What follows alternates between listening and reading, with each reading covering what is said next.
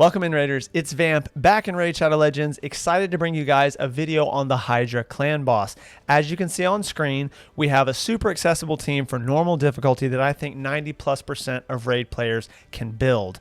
That team got almost double the damage required to one key, aka gain the top reward for normal difficulty, and that's despite having 3 champions, so half the team not in masteries, and Hydra not even 6-star. She is 5-star 50, and we still got the job done. In this video, we're going to focus on the super basics, the fundamentals of getting a team started in Hydra. So if that's a good fit for you, we're not going to get into a bunch of in-game stuff. We're not going to deal with super specific champions or overpowered builds. We're just going to get you guys started. If you're frustrated in Hydra, this is the video for you. We're going to give you guys the basics so you can get started. Before we do that and we go into the run and I give you guys some strategy and how to use these champions in the Hydra boss fight, I want to shout out Supreme Gallic, the Void Legendary, who's a great Hydra champion, like really, really good. Got a lot of things going on that are very useful. And he's actually available from Raid via a free promo code right now for their 6th anniversary festivities. The only problem is, as is the usual with Raid, it's only for new players. Damn it. So I did go grab him. I created a new account, signed up in a different video that I'll put in the description below, where you can use my link and you can get the champions that are attached to my link, which is a legendary and epic, plus Supreme Gallic, plus activate the Alice Chase event and get Alice within 7 days. I will put, like I said, I'll put that link in the description below.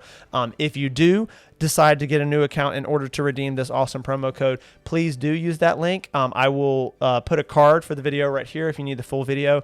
Otherwise, just use that link to sign up and then go do code Supreme6. It'll be on the screen so you know how to spell it.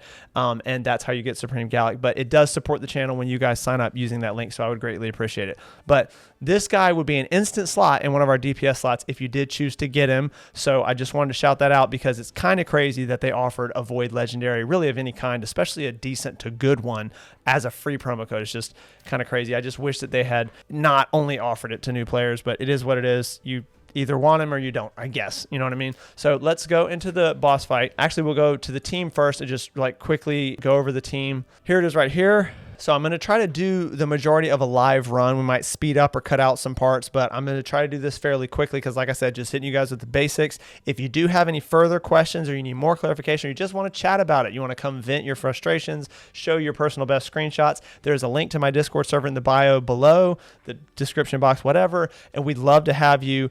We got a Hydra channel, and we got lots of people that are active that love to answer questions and share stories and whatever. So let's talk about these champions real quick. So obviously, accessibility wise, everybody gets Hydra. I believe it's on day 30. She's a login champion.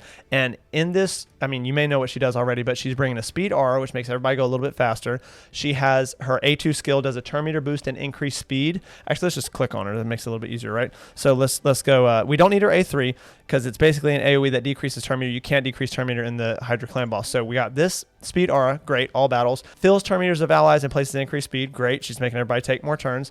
Then this attacks when enemy has a, what is that, 40% chance when booked of placing decreased speed. 40% is not the best, but I did put her in accuracy, and she does give us a fair amount of value out of this debuff. And right now on this specific team, she's the only person that does decrease speed, so we do take advantage of it. She's going to have one specific head she's focused on, hitting with her A1 as much as she can to try to keep decreased speed up as much as possible. Then we move to spot 2, which is basically just DPS. So this can be any starter champion. I picked Kyle back in the day. Kyle's a great starter. The 2 best ones that are almost tied, in my opinion, are him and Athel. In Hydra Clan Boss specifically, Poison is not that good. So I think Athel is much better than him. If you happen to have her either on your roster or maybe she was the starter you picked, then great. I did not have one ranked up to 6-star 60, and I don't get chicken packs from Plarium for being a tiny content creator that they don't even probably know. So I did not want to 6-star an Athel just for this video. Sorry guys, but I did, however, change the blessing on my Alice. So I'll plug myself for spending up to 600 gems for you guys. So I hope this video is useful because I did not have her in Brimstone. But anyway, this is any starter champion or any raw DPS. This is where I would instant slot Supreme Gallic if you had him. A comparable version that you could have, probably not in the early game, is like Artak, but he's also a legendary orc. He's just not Void Legendary. He's Affinity Legendary. So anyway, Supreme Gallic would be the instant slot here. This can just be any AoE DPS, truly. Then this spot is what Rector Drath is doing is she's protecting us from the true fear that we get whenever we hit this head because she puts up Perfect Veil. And the way they have it set up in Hydra, it's not block debuffs that blocks the true fear. Block debuffs does function still, but it doesn't block the true fear from this passive when this guy gets hit. Perfect Veil does. So she's a good accessible option because most players, I believe, recent and recent-ish, will have gotten the Apprentice Pass that Raid has been doing for a little while now that has her featured at the end as just a free reward. So a lot of players will have Rector Drath, but she also does some healing. She has a decreased attack at a 50% chance if she's booked out on her A1, and that's not, it's something. It's actually decreased attack is very valuable. And when we're on a budget team like this, she's actually our only source of that in this team. There's a chance you could get a damage dealer that does it. But yeah, so she does have that. So I have her. She's in about 200 accuracy. I don't even know if I built that, but it's definitely useful to get that decreased attack. So she's doing all three of those things: healing, Perfect Veil to block the true fear from the Head of Torment, and some decreased attack if you have her in accuracy. But don't sweat it. If you're struggling to build people, make sure you give her speed and tankiness first. Don't worry about the decreased attack. That's like second, tier as far as what she's in the team for. She needs to stay alive and she needs to go fast. So then we have Ugo. Ugo's doing a couple roles, actually. Ugo has an awesome A2 that gives you AoE decreased defense, which is super, super important, and AoE block buffs, which is maybe even slightly more important. It's hard to say that something's more important than decreased defense because you just do so much more damage, and that's the name of the game. But that block buffs is going to help us really counter this Head of Mischief that likes to steal buffs from somebody on the team, and then on his next turn, spread them to all the other champions. So AoE block buffs can prevent all of that. If it lands on the Head of Mischief and he tries to steal, then it kind of hits into the block buffs and he doesn't actually take them. And if he were to get some buffs because at that time that he stole, he did not have block buffs on him, but the other slower heads do, then he goes to spread it and they don't receive it because of the block buffs. So super, super vital. She also does like a little bit of a cleanse plus heal both together on her A3. So that's super good utility. She's a really, really goated Hydra champion. But the main thing as far as building this team, her main function is actually that block buffs. Then we have another DPS here. I picked Alice for two reasons. I think you need to have 2 AoE DPS for your team, 2 AoE damage dealers, because this head has a passive that says if you do not have Hex, and we don't, on this head, then when you attack him with a single target, it has a 75% chance to redirect. So basically almost all the time you try to single target attack the Head of Mischief, not under Hex, he will redirect the attack. So two things: you do still want to damage this head and eventually decapitate it, and then his passive will turn off and you'll be able to single target attack him. But also this head could be the one that eats one of your champions. And so while it's your champion sitting there and you have a few turns to try to damage that head and get him back, if you have single targets and he keeps redirecting them, he could end up devouring and swallowing your champion, and then the champion is gone from the battle. So we want to have AoE damage so we can still hit him with a big hit without having to worry about him redirecting our single target hits. So that's why AoE.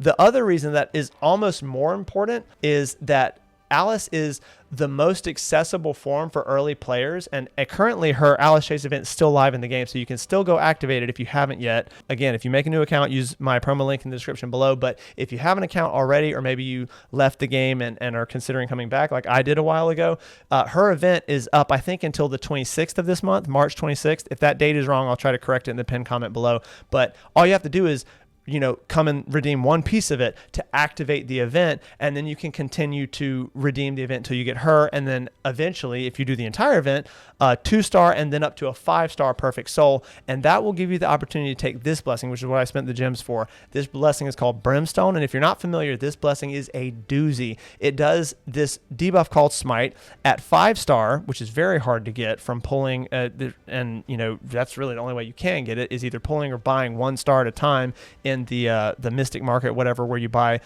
split souls. Getting 5 stars hard is what I'm trying to say. This blessing triggers a debuff on the enemy called Smite, that whenever they go any turn, any active skill that is not their A1, not their default skill, it causes this big comet strike that does a ton of damage, and it does it AoE. So it's a super, super big source of damage in this team, and that's the reason she's a legendary. Otherwise, this team probably wouldn't have had legendaries, because she's able to be acquired by anybody in the game who logs in and activates her event. And then so is the 5-star soul. Okay, so this is the selling point for her. We do want 2 AoE DPS, like I said, but the selling point for her is this. And then we have Seeker is basically, he does a lot of things, but his main role is to try to provoke the Head of Decay. So he has a 2-hitter A1 with 2 chances at 50% per chance to land a provoke on his A1 on that head. That's the only provocable head in Hydra, but that is the cleansing head. That head is a pain in the.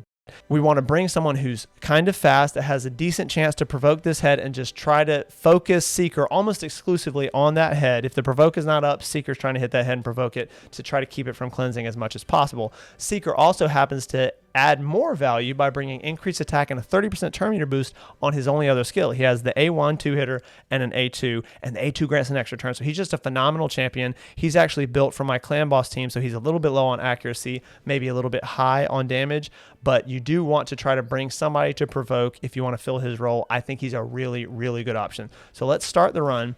Basically just going to give you guys the rundown, try to, again, hit you with the basics, and then we're going to let the run go. I'll probably drop the cam off the screen, speed up the run, and when we get to where we decapitate heads, I'm going to hit you guys with some more, taking y'all to school a little bit in, a respectful, friendly way, just trying to make a joke there. But yeah, we're going to Hydra school is what I'm trying to say. So I'm going to give you the basics right here, and then when we get a head decapitated, there's like a slightly different strategy we want to use at that point. And basically the times that I'm not talking, we're just kind of try to run the battle fast forward, if you will, run it faster.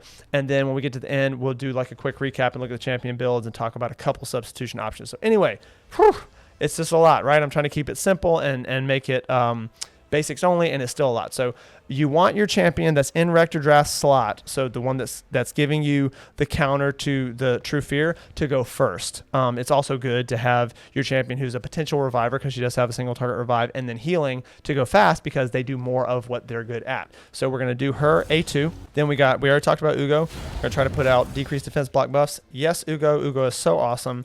Now we're going to do the turn meter boost because we always get an extra turn. So anytime that A2's off cooldown, definitely do it. We're going to try to provoke over here. Awesome. We got the provoke off. Now we're going to focus on this head with Alice. Okay, so here's real quick. I'll just hit you guys with all of it at one time. Seeker is focused on the left head, trying to keep it provoked. The A1 for Haikatoon, which is the only hit we're going to use because we're not using our A3, is the one with that 40% chance of decreased speed. We're focusing Haikatoon on the Head of Decay as well. If the Head of Decay has 2 turns of decreased speed, then the next one we probably want to do is, it doesn't matter, one of these two. This one, we already said, redirect single target attack. So we want to try to keep decreased speed on this head as much as possible. So rule of thumb, Alice needs to focus primarily A1s because it's a multi-hitter and that gives her more chances to land the debuff from her blessing on this guy. Seeker and Haikatoon need to focus this one. Rector, really, she can do any of these 3, but you need to try to make sure if you hit this guy with her A1 that she has her perfect veil on, okay? Then we're going to do pretty much just AoE damage, and then wherever besides this head with Kael, DPS 1 and then DPS 2, we're using her to try to do multi-hitters on her A1 anytime the smite debuff is not out, but beyond that we can use whatever. Just remember that if she uses her AoE and she does not have the perfect veil, she will get true feared, so just keep an eye on her having perfect veil maybe before you use the AoE, but it's also not a huge deal because she's DPS, right? She's not doing any vital like revives or anything that will make the team fall apart. So I will say this skill is single target and ignores some defense, so it's not as good for, it doesn't give you multiple chances since it's one hit to place the smite, but this is a great skill to use on decapitated heads, which I'll show you when a head gets decapitated, and against heads that are very low if you're trying to go ahead and finish them off and decapitate them. Otherwise, I would mostly just stick to this whenever the smite debuff is on one of the heads, probably this one because you're focusing him, and then when you don't have smite up, be using her A1 because it gives you multiple chances. It is possible to do a single hit and not land the smite debuff from her blessing, so you want to use a multi-hitter whenever there's no smite on any of the heads. With that being said, we're going to go to town on the battle. I'm going to probably, like I said, drop the cam off the screen, make the battle run, 2 times, 3 times speed, whatever, and then come back whenever we have a head decapitated or almost decapitated. See you guys in a sec. Hope this is helpful.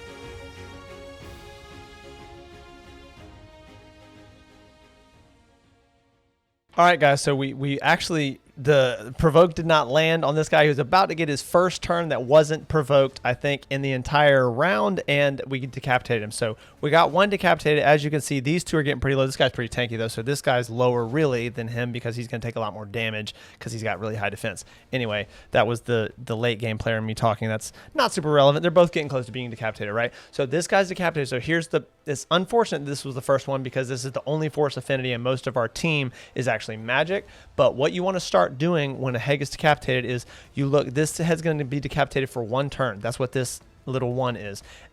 It's not a skill because it's decapitated, can't do anything. When this turn meter gets to full, this, if you haven't killed the head, because if you get it all the way to 0%, it's going to respawn immediately. But if you don't fully kill it, then it's going to fully max the turn meter, and then boom, the head's going to respawn. Now, there's a small chance that one of the two heads in reserve, the head of Blight or the head of Wrath, could respawn. So that's why I wanted to talk about decapitated heads. We want to start, at least on Ugo, we want to start reserving this skill. I believe this head's slowing up here. Let's just play it out, right? Because I don't want to try to over-explain it. Let's play it out. We want to hit this head as much as we can because the decapitated heads take more damage. So let's go ahead and let's see if we can get a decreased speed. It would be really lucky if we did.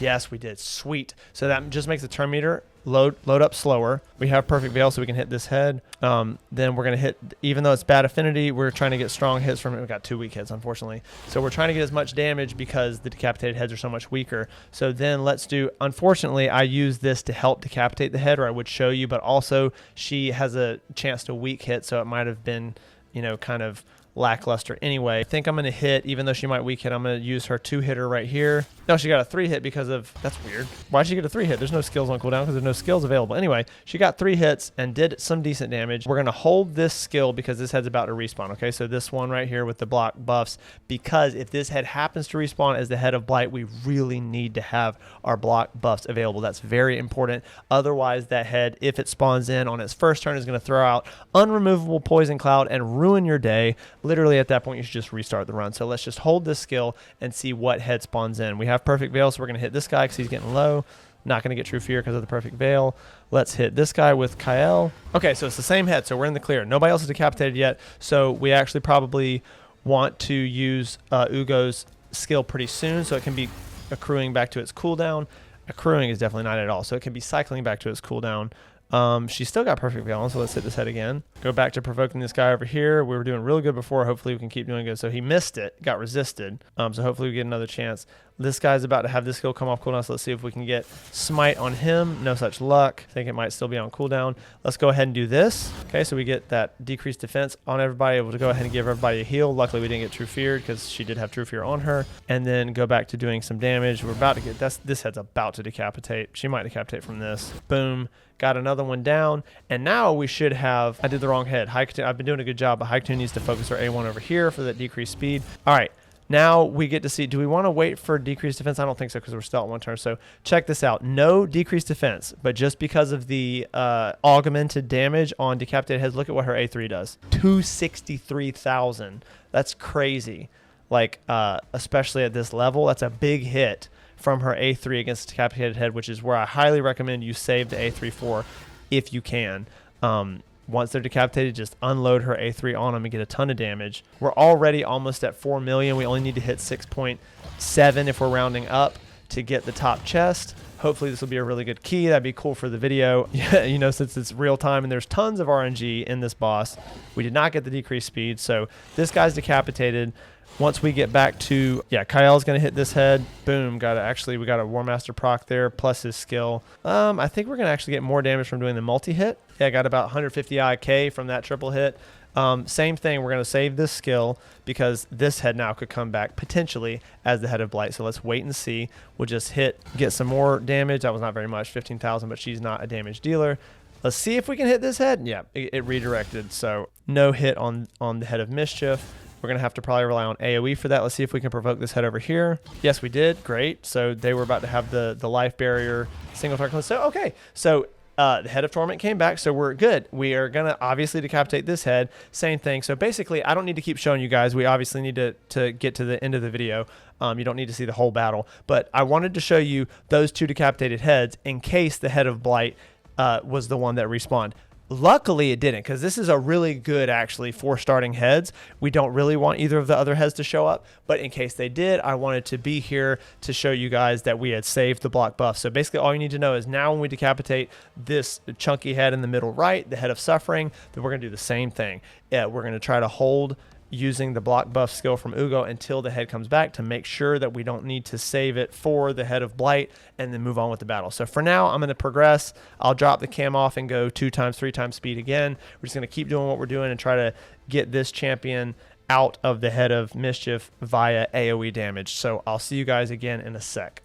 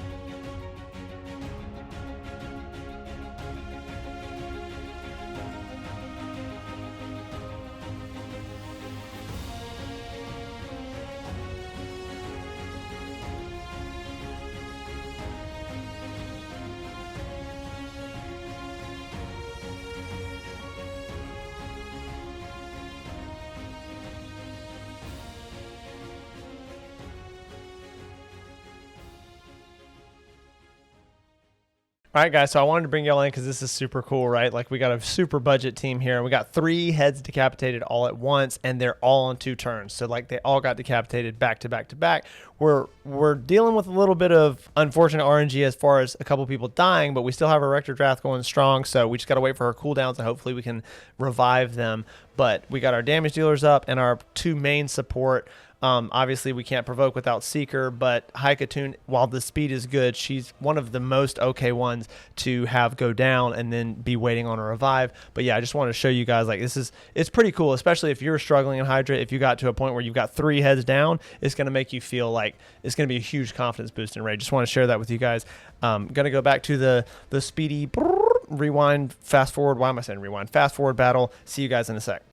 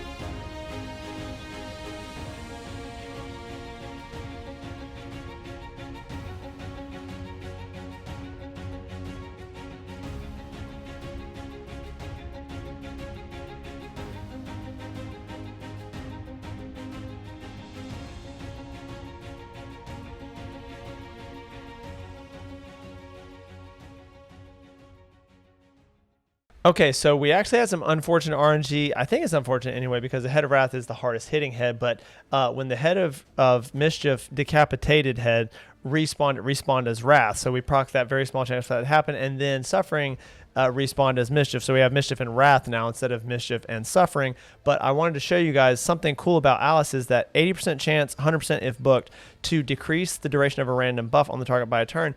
And if they have skills on cooldown, which he does, it's a multi-hitter. So watch this. Okay, so for some reason she didn't proc it on that one, but she removed that block debuffs, which is awesome. Sometimes she'll remove both since they're both only one turn on the buff. But this head, you got to be careful because not only does he hit hard, he buffs himself with increased attack, obviously to hit harder, and he has I can't remember something based on his passive. He doesn't have it right now, but he often has a turn counter that'll count right here. And the more you hit him, he amps up to this big like hit that he does on you. That's not even a skill. It's just like he hits when he hits. I think it's 15 hits received or something like that. So don't play with this head. Definitely try to point Rector Drast, decrease attack A1 at this guy because you want to have decreased attack on him as much as possible. But we did get everybody up, obviously except Seeker, who just went down. So we're hanging in there, even though we got this bad RNG with this very powerful head spawning in. We're going to see what we can do. Wow. And right as I say that. Okay, so that's why we don't like the head. But I will say, guys, like it kind of is what it is. And we're well over the 1 key. So it's unfortunately, you know, it's up to you. If you get a head like the Head of Wrath spawning in, you could just do the free regroup right there. But since we're already at a 1 key, for the sake of the video, I'm just going to let it go. But obviously you can see we're well over the 1 key, but there's a range of about 9 or 10 million up to the 12 that I showed you, and then even higher if you give the half of the team that I don't even have in masteries, War Master. So we'll carry on and see what we can do, but Rector just revived somebody, so I think that's about it for the run. We're probably going to hit a little bit over 9 million, and then that'll be all she wrote. And that's okay because, like I said, we're getting started with the basics in Hydra. We're trying to learn how to function in Hydra, and we're well over the top reward on normal. So that was obviously the primary goal. Any damage beyond that is just kind of brownie points, I guess. So yeah, as you can see, it's falling apart very quickly, and it's because of this head. He hits very hard, much harder than the other heads. So I think she will probably die shortly or get eaten, and then the run will be over. Yeah. Woo! Okay, so there it goes. So 8.9. Obviously, you guys can see RNG fest in Hydra, but while I personally am a little bit disappointed that we lost about 3 mil off of the screenshot that you saw at the beginning of the video, this is still serviceable, guys, right? So it just shows that there's a variety of outcomes. You always have the free regroup to use if you get a head like the Head of Wrath spawning in and you have the time to do another battle. Just go do another battle, and then maybe the next one will be that 12 million mark. But this is all you need for top reward, right, on normal. So this is a really good start in Hydra. Let's talk real quick. I'll show you guys. I'm going to do free regroup, so you can just look at the damage here. Kyle did about half as much as Alice, which is to be expected with her, you know, 5-star Brimstone. Then we got some decent damage just with Ugo having the War Master, and some good damage out of him having War Master. But that's why I say if we get Alice and War Master because she doesn't have it, and then maybe get Rector and definitely get High Katoon, then we could add potentially 2 to 4 million more, possibly, especially if we don't have Head of Wrath spawn and we are able to have the run go on a little bit longer. But anyway, let's talk about the team's builds. Okay, so we got High Katoon. I tried to handicap these builds because if I were to just build somebody in bad gear for me relative to people who are trying to break into normal Hydra, it wouldn't be a very practical video for you because the champions would be overbuilt, right? It'd be stats you couldn't reach, and that's frustrating. I've been there. So she's actually got low enough speed that I'm wondering if she's missing a piece of gear, but what you just saw in the battle was her at 167 speed, probably high-ish for a really new player on the HP, but not much defense, and then just a little bit of accuracy. You're probably shooting for this at minimum, I would say. Getting up to like 225 or 250 is probably the safest. I'd have to double check that though. You can use the Hell Hades Stages tool to see exactly how much accuracy you need. And guys, if you're enjoying this and you're watching still, you're definitely getting some value. So I would super appreciate it as a small creator if you would hit like and subscribe. And guys, this is obviously a guide video. If you have friends who play Raid, or maybe your clan mates that might be beginners that could really get value out of this as well, please share it to them so that they can get some info from this and they can improve their Hydra experience also. Thank you so much, guys. Moving on, we got Kyle in 185 speed. He's actually in a build he's been in for a really long time, from I would say the early mid game or maybe even the early game. That's lifesteal. So he's only got like 4K attack, not even crit capped, 77% crit rate, 217, 261 accuracy. He doesn't really need the accuracy here, but his poison is very useful elsewhere. So it probably makes sense if you have Kyle in that you'd have him in accuracy, but not a crazy build, right? And he did a good amount of damage. He did like 2 million in that fight. Then we have our fastest champion. Technically, she's 1 speed slower than Ugo, who's was already built for me.